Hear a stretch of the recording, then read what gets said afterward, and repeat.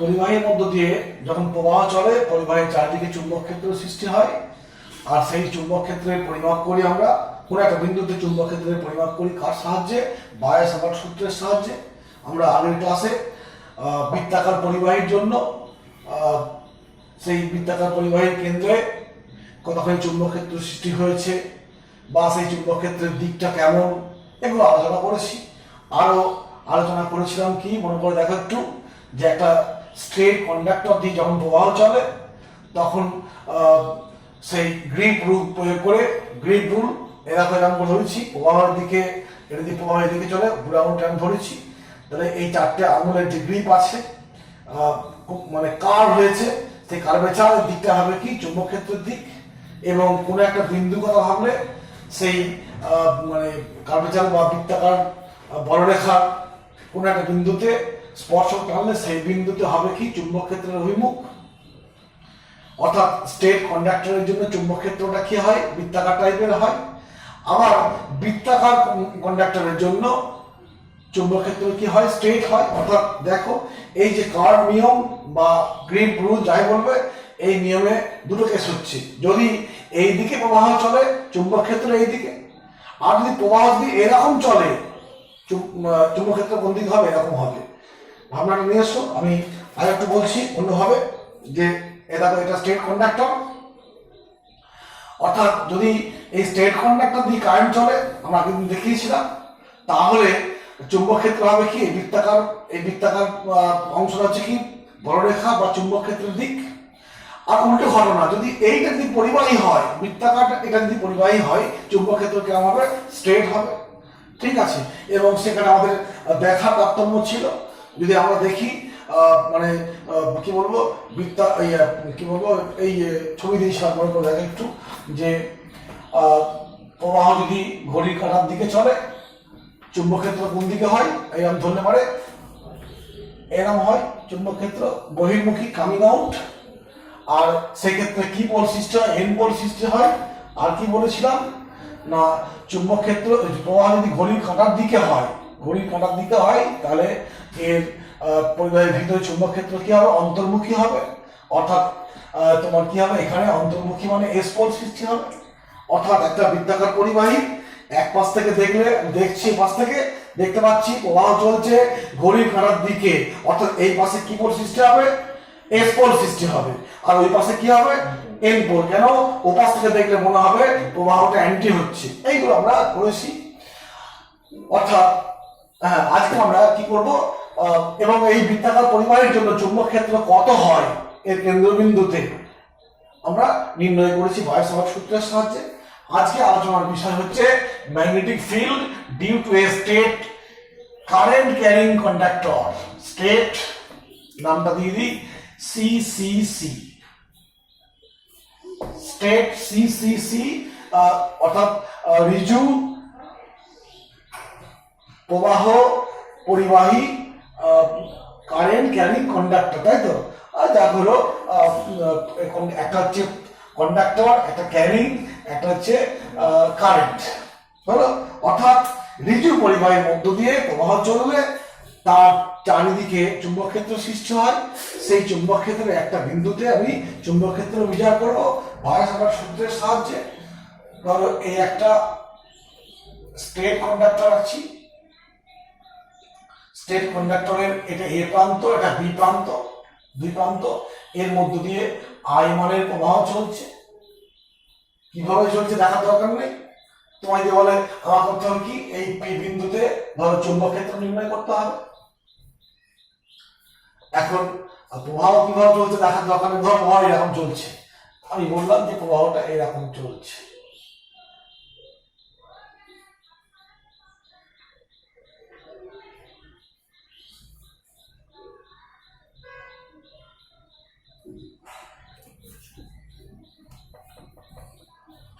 তো যদি এরকম কারেন্ট এরকম গেল দিয়ে পাচ্ছে, তো সেক্ষেত্রে তো এই বিন্দুতে চৌম্বক ক্ষেত্র হয় শুধুমাত্র এই অংশটুকুর জন্য। কেন না এই পরিবাহীটার জন্য এই বিন্দুটা কি পরিবাহীর অক্ষের উপর অবস্থিত, অতএব চুম্বক ক্ষেত্রের মান শূন্য। ঠিক একইভাবে এই অংশটার জন্য চুম্বক ক্ষেত্র এই বিন্দুতে কি হবে? শূন্য হবে। অতএব এই বিন্দুতে চুম্বক ক্ষেত্রটা সৃষ্টি হচ্ছে শুধু তার জন্য, এই অংশটুকুর জন্য। অতএব আমাদের কিভাবে কারেন্ট আসছে দেখার দরকার নেই, জাস্ট আমি বলেছি এই ঋজু পরিবাহী এবি, তার মধ্য দিয়ে প্রবাহ চলছে, সেই প্রবাহের জন্য চারিদিকে চুম্বক ক্ষেত্র সৃষ্টি হচ্ছে। এই চুম্বক ক্ষেত্রের মধ্যে একটা বিন্দু, ধরো পি একটা বিন্দু, এখানে একটা পি একটা বিন্দু আছে, সেই বিন্দুতে চুম্বক ক্ষেত্র নির্ণয় করতে হবে। তো এখানে সেই যদি রুল প্রয়োগ করি, ওটাকে বলবো কি পাম রুল বা গ্রিপ রুল, যা প্রয়োগ করবে, পাম রুল প্রয়োগ করলে কি হবে, প্রবাহের দিকে দেখো বুড়ো আঙুল রেখেছি, অর্থাৎ এই পিটা এখানে আছে, তার সঙ্গে অবিলম্ব, অর্থাৎ কি হচ্ছে এই বিন্দুতে অন্তর্মুখী। অর্থাৎ এইগুলো যদি ডিএল ভাগ করি, প্রত্যেকটা ডিএল এর জন্য পি বিন্দুতে কি হবে, চুম্বক ক্ষেত্র অন্তর্মুখী হবে। আর একটা কথা আছে, এই পি বিন্দুটা কোথায় আছে তার জন্য একটা হিসাব করতে হবে। ধরে নিচ্ছি এইখান থেকে এটা হচ্ছে আর, ধরলাম লম্ব দূরত্ব, এই পরিবাহী থেকে পি এর লম্ব দূরত্ব আর, এবং এই প্রান্তটা পি বিন্দুতে ধরছি θ1 কোণ করেছে, আর এই প্রান্তটা θ2 কোণ করেছে, θ1 এবং θ2 কোণ করেছে। অর্থাৎ পি বিন্দুটাকে এরকম ভাবে লোকেট করব যে পি বিন্দুটা এই পরিবাহীর সাপেক্ষে এই লম্ব দূরত্বের সঙ্গে θ1 θ2 কোণ করছে। এখন তোমার ভাবনা আসবে পিটা কোথায় আছে, সব জায়গা থেকে θ1 θ2 কোণ করবে, তা নিশ্চয়ই করবে না।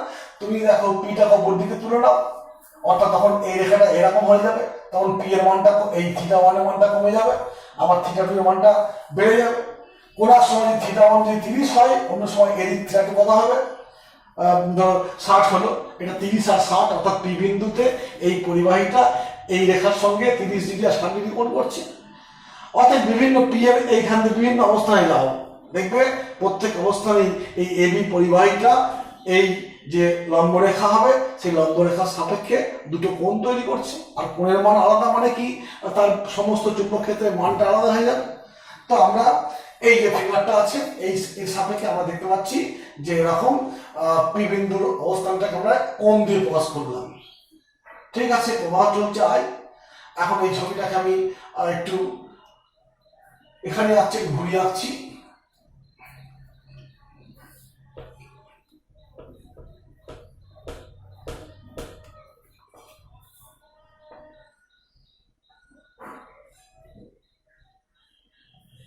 এটা পি, তো এইখান থেকে এটা θ1 বলে দিয়েছি আমি, আর এটা হচ্ছে θ2, এটা আর বললাম, এটা ও বিন্দু বললাম। তো ও বিন্দু থেকে আমি এইখান থেকে এটা বললাম এল, দিয়ে এইখানে একটা ক্ষুদ্র দূরত্ব ডিএল নিচ্ছি। ডিএল এর অভিমুখটা এইদিকে আছে, কারেন্ট যাচ্ছে এইদিকে, এই ক্ষুদ্র অংশটা এই পি বিন্দুতে থিটা কোণ করেছে, এই কোণটা ধরলাম তোমার, এই কোণটা ধরলাম বিটা, এই কোণটাকে ধরলাম কত, এই ডিএল এর অভিমুখ, আর এইটাকে ধরেছি এক্স, এইটাকে ধরছি আলফা। ঠিক আছে, আমি নামগুলোকে, এটা এ বিন্দু, এই বিন্দুটাকে নাম দিচ্ছি সি বিন্দু। তো ছবি থেকে দেখো সিপিটাকে এক্স বলেছি, কোণ এ সিপি কোণটাকে আলফা বলেছি, ও সিপি কোণটাকে বিটা বলেছি, সিপি ও কোণটাকে আমি থিটা ধরেছি, এইগুলো ধরে নিয়েছি। আমরা পি বিন্দুতে ফার্স্টে করব কি, কারেন্ট এলিমেন্ট আইডিয়াল। এইখানে ছবিটা একটু জঙ্গল হয়ে গেছে, পরিষ্কার করি।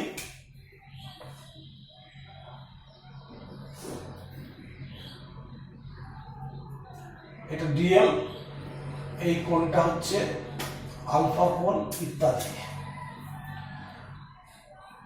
তো এই ডিএল এর জন্য পি বিন্দুতে আমি চুম্বক ক্ষেত্র নির্ণয় করব।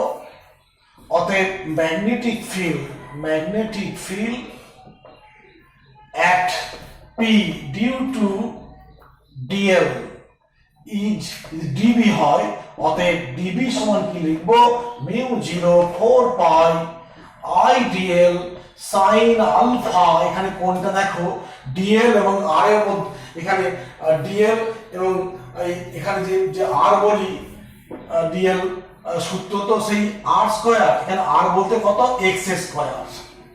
আর বলতে কি না ডিএলটা এখান থেকে এক্স দূরত্বে আছে তাই এক্স স্কয়ার লিখলাম, কারেন্টটা আর লিখেছি, এই ক্ষুদ্র অংশ ডিএল লিখেছি, আর ডিএল এবং এক্স এর মধ্যে কোনটা কত আলফা এসব লিখেছি। পেনটা জারি করতে একটু।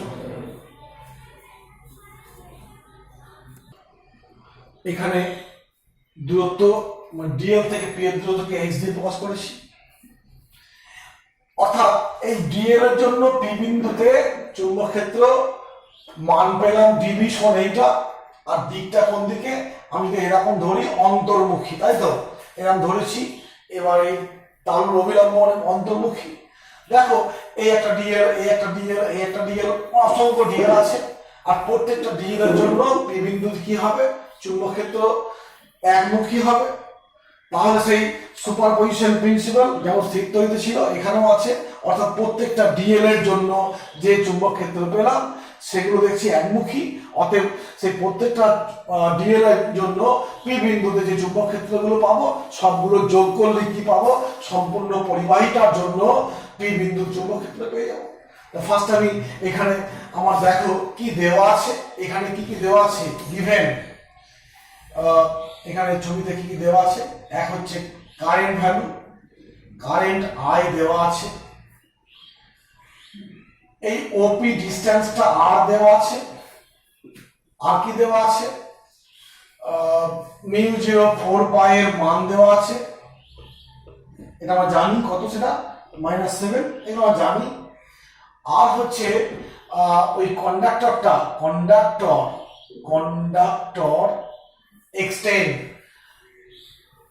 extend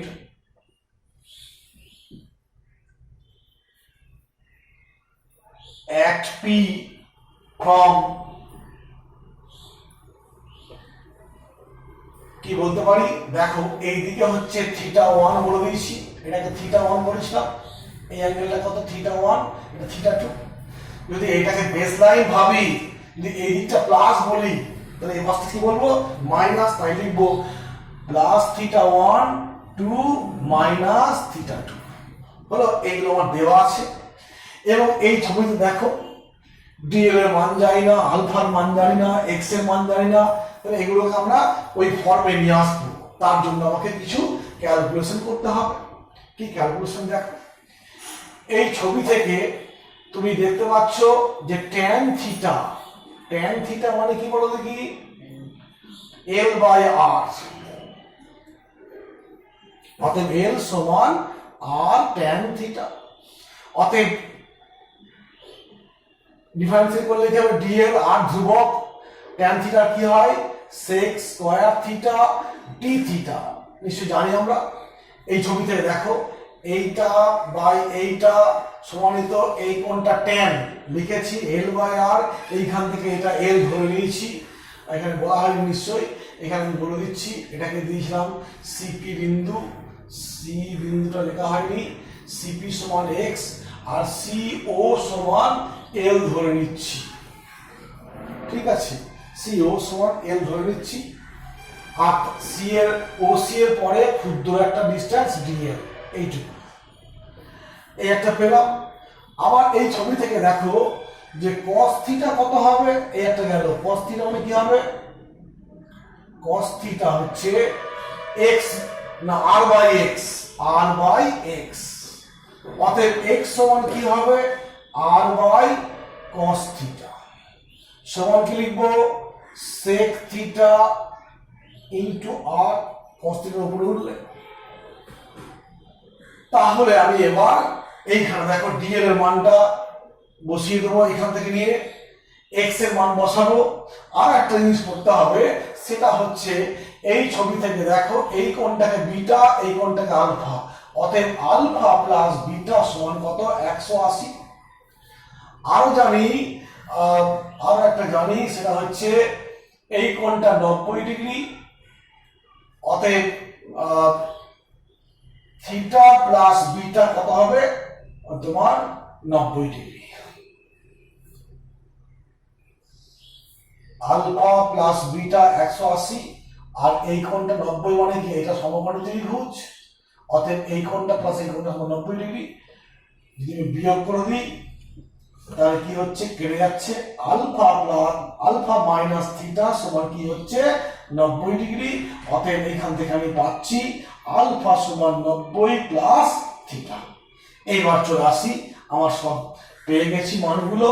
মিউ 0 4 পাই আই লিখলাম, ডি এর মানে r sec square theta, r sec square theta D theta into sine alpha মানে কি sine 90 plus theta by x এর স্কয়ার। দেখো এক্স মানে এইটা, তাহলে তার স্কয়ার কি হবে আর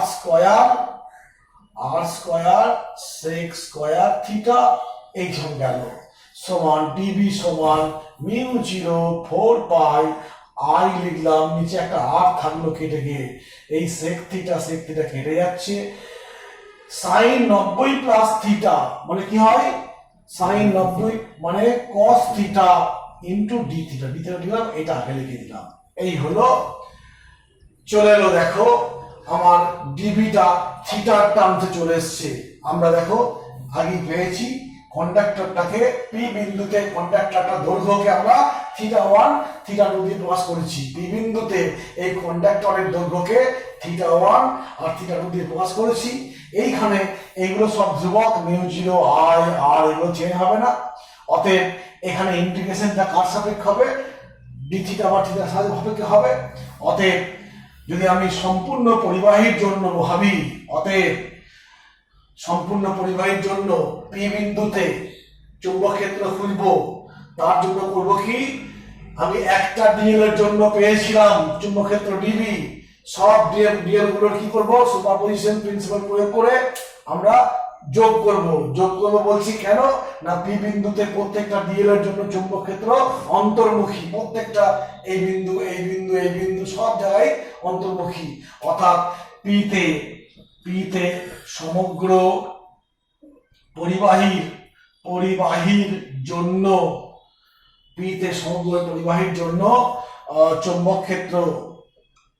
চৌম্বক ক্ষেত্র প্রাবল্য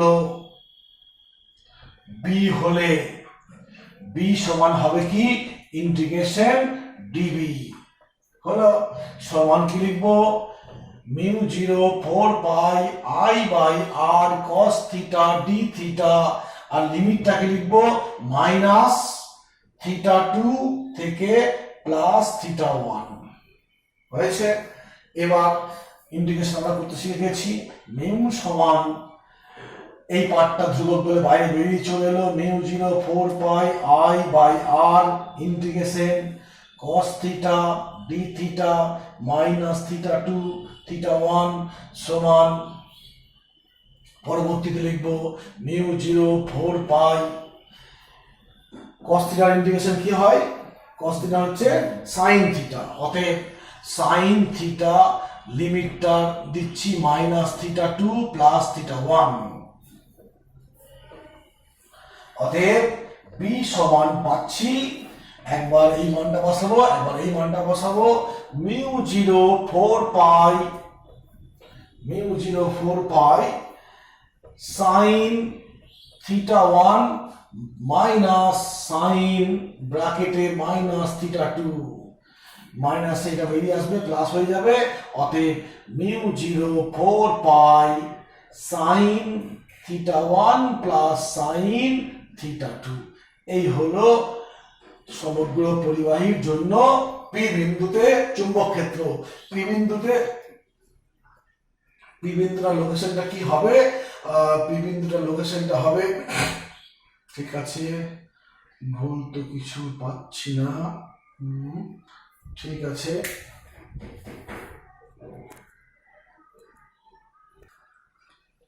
এই হলো বি বিন্দুতে সমগ্র পরিবাহীর জন্য, পি বিন্দুতে এই সমগ্র পরিবাহীর জন্য চুম্বক ক্ষেত্র বি সমান এটা হলো, এইখানে এই লিমিটটা একটা প্লাস হবে।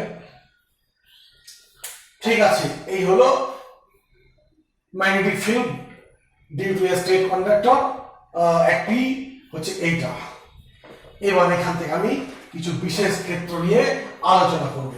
আমি সবটা মুছে দিলাম, দিয়ে মেন রাশিটা লিখছি, দিয়ে কয়েকটা বিশেষ ক্ষেত্র নিয়ে আলোচনা করব, দিয়ে শেষ করব। কি পেলাম?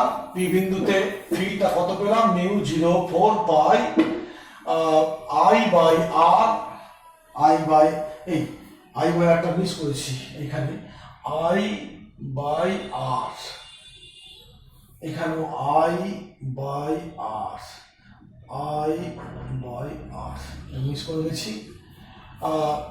Sign theta 1 plus sine theta 2, এই হলো পি বিন্দুতে। পি এখানে আছে। এখন বিশেষ কয়েকটা ক্ষেত্র নিয়ে ভাববো। 1 নম্বর ক্ষেত্র, যদি ভাবনাটা নিয়ে এসো যে পিটাকে যদি আমি এইখান থেকে এদিকে নিয়ে আসি, কাছে নিয়ে আসি, দেখো তো এই থিটা 1 এর মান বাড়বে না কমবে? ছবিটা আমি আঁকছি।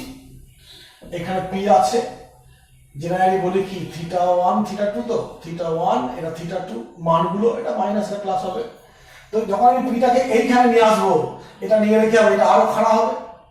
এবং দেখো এখানে এখান থেকে এখানে নিচে মান বাড়বে, এটা বাড়বে, এভাবে বাড়ছে। এবং তারটা যদি অসীম দৈর্ঘ্যের হয়, তাহলে এই পিটা যদি খুব ক্লোজ চলে আসে, তখন দেখবো এই থিটা 1 এবং থিটা 2 এর মানটা কি হবে? 90 হয়ে যাবে। কেন না? আমি বললাম যে পিটা যত কাছে আসবো তখন তখন থিটা 1টা বাড়ছে। আবার যদি তারটাও যদি খুব বেশি হয়, বহু দূর থেকে ভাবি, তাহলে আমি এইখানেই বলো আর এইখানেই বলো, দেখবো যে এই কোণটা এরকম বাড়তে বাড়তে বাড়তে বড় হচ্ছে, তো এদিকে আরো যাচ্ছে, এদিকে আরো যাচ্ছে, এই করতে করতে কি অসীম দৈর্ঘ্য পৌঁছে গেলে কি হবে? এটা 90, এই পাশটা 90 হবে। যদি পরিবাহীটি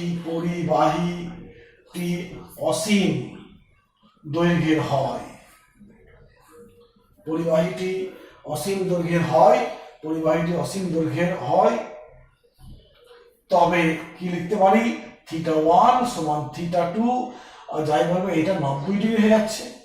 আর সেইখানে আমি বি এর মানটা কি লিখবো? অতএব বি সমান কি হবে? মিউ 0 4 পাই আই বাই আর, এটা সাইন 91, 1 প্লাস 1, মানে বি সমান মিউ 0 4 পাই 2i বাই আর। অর্থাৎ অসীম দৈর্ঘ্যের পরিবাহীর জন্য চুম্বক ক্ষেত্রের কোনো বিন্দুতে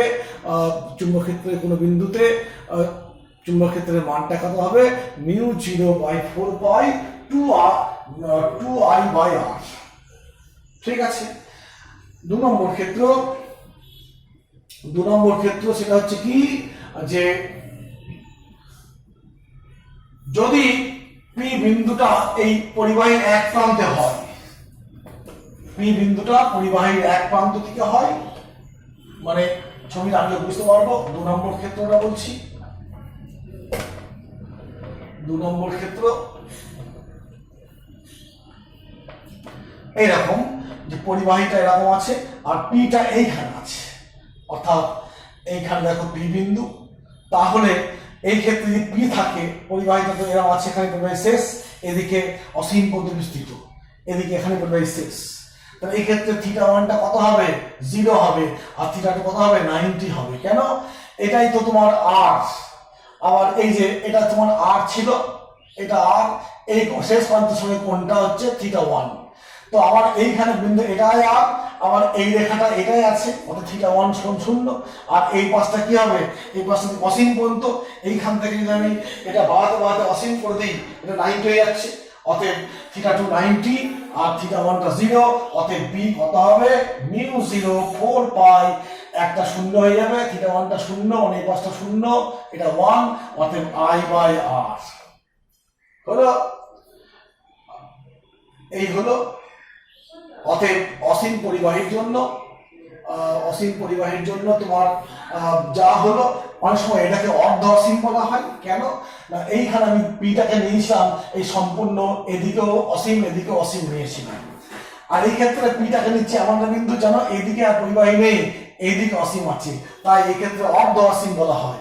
এক্ষেত্রে কন্ডিশনটা কি হয়, অর্ধ অসীম পরিবাহীর ক্ষেত্রে অর্ধ অসীম, অর্থাৎ 2 নম্বরে লিখব অর্ধ অসীম পরিবাহীর জন্য, এটা লিখতে পারি। আবার একটা বলছি যে এরকম দেখো, যে যদি এরকম হয় 3 নম্বর ক্ষেত্রটা বলছি, 3 নম্বর ক্ষেত্রটা যে পরিবাহীটা আছে, বিন্দুটা ধরো এইখানে, অর্থাৎ পরিবাহীর এখানেও নেই, এখানেও নেই, এখানেও নেই, পরিবাহীর বাইরে একটা, অর্থাৎ এরকম বাড়িয়ে যাও, এটা লম্ব দূরত্ব আর এই একটা আর এই একটা, এই কোণটা কত θ1, এই কোণটা কত θ2, এবার এটাও মাইনাস এটাও মাইনাস, অতএব সেই ক্ষেত্রে 3 নম্বর ক্ষেত্রটা দেখো কন্ডিশনটা কি বললাম, পিটা আছে পরিবাহীর দৈর্ঘ্যের বাইরে, পরিবাহীর দৈর্ঘ্যের বাইরে, অতএব সেই ক্ষেত্রে বিটা কত হবে, বিটা এরকম হবে যে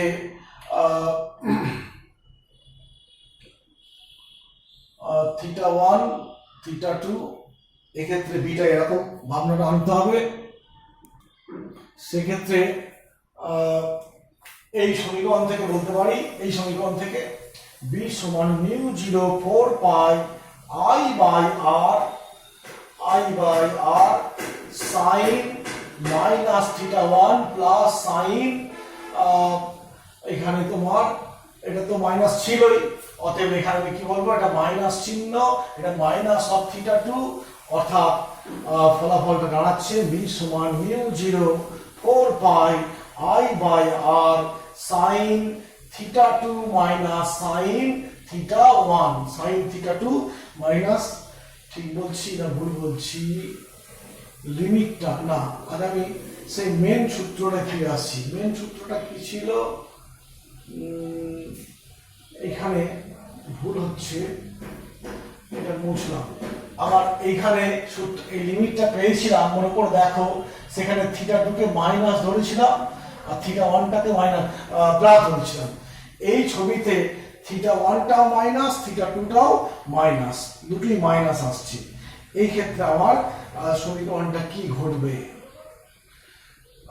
এরকম আসবে, দুটোই মাইনাস আসছে, তো সমীকরণটা ছিল অ্যাকচুয়ালি, আমি মনে করে দেখি একটু ভেবে, যে এরকম ছিল, দেখো মনে করে একটু, b সমান μ0 4 pi I by r sine theta দিছিল, θ1 θ2 মাইনাস ছিল না, θ1, হ্যাঁ ঠিক আছে। এবার এইখানে আমার তো দুটোই মাইনাস চলে আসছে, θ1 θ2 দুটোই মাইনাস, তাহলে কি লিখবো, μ0 4 pi I by r sine minus θ1 minus θ1 minus of sine minus θ2, অর্থাৎ μ0 4 pi I by r sine θ2 আগে লিখলাম, সাইন θ1টাকে পরে লিখলাম, θ2 আগে লিখলাম, সাইন θ1টাকে পরে লিখলাম, এইখান থেকে পেয়ে যাচ্ছি। এইবার যদি এই এখানে 3 নম্বরে পিটা বলেছিলাম পরিবাহীর দৈর্ঘ্যের উপর দিকে বহির অংশে, এখন এই পি বিন্দুটাকে টেনে আমি যদি এইখানে নিয়ে আসি, এইখানে পি বিন্দুটাকে নিয়ে আসি, সেই ক্ষেত্রে বলো θ1 এবং θ2 এর দুটোরই মান কি হবে, θ1 এবং θ2 দুটোরই মান কি হবে। 4 নম্বর কেস, যদি পি বিন্দু পরিবাহী দৈর্ঘ্য বরাবর হয়, দেখো দৈর্ঘ্য বরাবর মানে আমি একটা ভিডিওয়ে বলেছিলাম বায়োসাভার্ট লয়ের ক্ষেত্রে ডিএল এবং আর এর মধ্যে কোণকে থিটা বলা হয়, আর সেই কোণ থিটার মানটা শূন্য হয় কখন, যদি পি বিন্দুটা পরিবাহীর অক্ষের উপর অবস্থিত হয়, এবং দেখিয়েছিলাম সাইন থিটা মানে শূন্য। আর এর দিক আর ডিএল এর দিক যখন এক হয়, অর্থাৎ বিন্দুটা যদি পরিবাহী তারের অক্ষের উপর হয়, মানে এরকম ব্যাপারটা এরকম হচ্ছে, দেখো ওখানে বলেছিলাম এটা ডিএল, ডিএল এর দিক এদিকে, ধরো এইখানে আর, অর্থাৎ এটা হচ্ছে আর এর দিকটা এদিকে, অর্থাৎ থিটার মানটা কত 0 ডিগ্রি, আর সাইন থিটা কত সাইন 0 মানে 0, অর্থাৎ পরিবাহী অক্ষের উপর একটা বিন্দুতে চুম্বক ক্ষেত্র 0 বলেছিলাম। এখন যদি এই ক্ষেত্রে এই সূত্রের সাহায্যে আমি দেখাতে পারবো যে পরিবাহীর উপরে বিন্দুতে কি হবে 0 হয়ে যাবে। তো যখন এরকম পজিশন আসবে সেই ক্ষেত্রেও দেখো যদি এরকম দৈর্ঘ্য বরাবর হয় তবে θ1 আর θ2 দুটোই কি হবে এই ক্ষেত্রে 90 হয়ে যাবে। θ1 এবং θ2 দুটো দৈর্ঘ্যই 90 হয়ে যাবে। আর তার জন্য কি হবে μ0 4 পাই I বাই r 1 - 1 মানে 0, অর্থাৎ পরিবাহী দৈর্ঘ্য বরাবর সে পরিবাহী দৈর্ঘ্যের উপরে হলেও হবে বাইরে হলেও হবে, কোনো বিন্দুতে চুম্বক ক্ষেত্রের মানটা কত হবে তোমার 0 হবে। পরিবাহীর উপরে কোনো বিন্দুতে চুম্বক ক্ষেত্রের মান 0 হবে। এই হলো আজকের আলোচনা। আমরা নেক্সট দিন বৃত্তাকার পরিবাহীর অক্ষের উপর চুম্বক ক্ষেত্র কত হবে নির্ণয় করব। আমরা এবার এই যে সার্কুলার কন্ডাক্টর এবং স্টেট কন্ডাক্টর দু ক্ষেত্রে আমরা যে সূত্রগুলো পেলাম এই সূত্র প্রয়োগ করে দেখবে বইয়ে অনেক গাণিতিক প্রবলেম আছে, সেগুলো আমরা সলভ করে নেব। ওকে।